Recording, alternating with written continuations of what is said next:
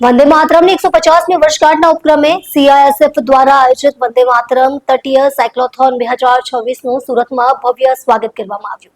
આ પ્રસંગે નાયબ મુખ્યમંત્રી હર્ષભાઈ સંઘવીએ જણાવ્યું કે સીઆઈએસએફના જવાનો દેશની સુરક્ષાના ખરા પ્રહરી છે અને એરપોર્ટ સહિત સંવેદનશીલ સ્થળોએ ફરજ બજાવતા જવાનો માટે સંબંધો કે મિત્રતા કરતા દેશની સુરક્ષા સર્વોપરી હોય છે।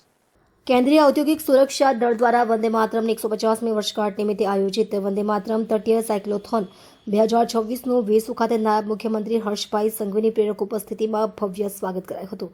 65 મહિલા જવાનો સહિત 130 સીઆઈએસએફ જવાનો દરિયાઈ સુરક્ષા અને સશક્તિકરણનો સંદેશ ફેલાવી રહ્યા છે। સીઆઈએસએફના જવાનો દેશની સુરક્ષાના ખરા પ્રહરી છે એમ જણાવી નાયબ મુખ્યમંત્રી હર્ષ સંઘવીએ કહ્યું હતું કે સીઆઈએસએફના જવાનોની નિષ્ઠા અને રાષ્ટ્ર પ્રત્યેના તેમના સમર્પણને બિરદાવ્યું હતું। આ યાત્રાની સૌથી મોટી વિશેષતા એ છે કે તેમાં 50%થી પણ વધુ મહિલા પોલીસ કર્મીઓ જોડાઈ છે।